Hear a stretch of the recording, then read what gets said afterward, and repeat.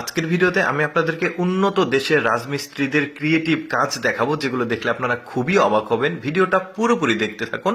যেমন এগুলো হচ্ছে উন্নত দেশের রাজমিস্ত্রি, তাদের কাজের যে ডিজাইন, তাদের কাজের যে মান, সেটা এত চমৎকার। দেয়ালে কিন্তু ডিজাইন করছে, দেখুন এই ডিজাইনটা দেখুন, অনেকটা দেখতে মনে হচ্ছে কাঁচ জাতীয় কোনো কিছু আসলে এখানে রাখা আছে, কিন্তু ডিজাইনটা দেখুন কত চমৎকার লাগছে দেয়ালের। এটার কিন্তু আবার সাদা ভার্সনও আছে, সেটাই দেখায়। এই যে দেখতে পাচ্ছেন, মনে হচ্ছে কাঁচ লাগিয়ে রেখেছে, এত নিখুঁত ভাবে এই কাজগুলো করছে। এগুলো হচ্ছে সাদা সিমেন্ট, মানে দেয়াল প্লাস্টার করা হবার পর এই ডিজাইন করার জন্য সাদা সিমেন্ট লাগায়, তার উপরে এই নকশাগুলো তারা তৈরি করে। দেখতে পাচ্ছেন এখানেও একটা কাজ করছে, ফুলের যে ডিজাইন, ছাদের যে অংশটুকু সেখানে বেশ চমৎকার। তারপরে এটাও একটা ডিজাইন। ভিডিওটা দেখতে থাকুন, অনেক কিছু দেখতে পারবেন। এই ডিজাইনগুলো কিন্তু আমাদের দেশের রাজমিস্ত্রিরা করে না। তারপরে এই দেখুন, এটাও বেশ চমৎকার, চিরুনির মতো একটা জিনিস দিয়ে জাস্ট ঘুরিয়ে দিচ্ছে। শুরুতে কিন্তু এটারই আলাদা একটা কালার দেখিয়েছিলাম, দেখুন কত চমৎকার ভাবে ডিজাইন হচ্ছে। এটা কিন্তু আলাদা একটা ডিজাইন, ওই চিরুনির মতোই জিনিসটা দিয়ে কিন্তু এই দেয়ালের ডিজাইন করছে।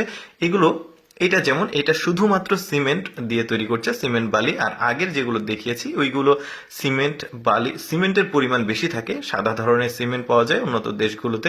ওই সিমেন্টগুলো দিয়ে তারা এই ধরনের ইন্টেরিয়ার যে ডিজাইনগুলো, সেই এই ধরনের রাজমিস্ত্রিদের দিয়ে করে। যেমন এইটা দেখুন, বেশ চমৎকার ভাবে ডিজাইনটা করছে, ফুল ফুল ডিজাইন দেয়ালে থাকবে।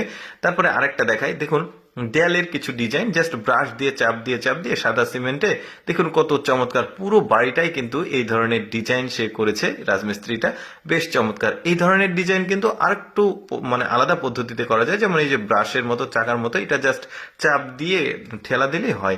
তারপরে ওরা যে শুধুমাত্র ওই রকম কাজ করে তা না, দেখুন এই যে তারা কিন্তু প্রযুক্তিও ব্যবহার করে। যেমন আমাদের দেশের ছাদ ঢালাইয়ের জন্য কিন্তু হাতে মানে এই গুনার তারগুলো পেঁচাতে হয়, লোহার তারগুলো, ওরা কিন্তু জাস্ট মেশিন দিয়ে কত চমৎকার ভাবে বাধাই করছে কম সময়ে। দেখুন এইটা আবার অটোমেটিক প্রযুক্তি, অর্থাৎ ছাদের যে এই রডগুলো লাগাতে হয়, কোথায় কোথায় আসলে এই মানে লোহার যে চিকন তার এগুলো লাগাতে হবে, এই মেশিনটা কিন্তু সবকিছুই জানে, বেশ চমৎকার।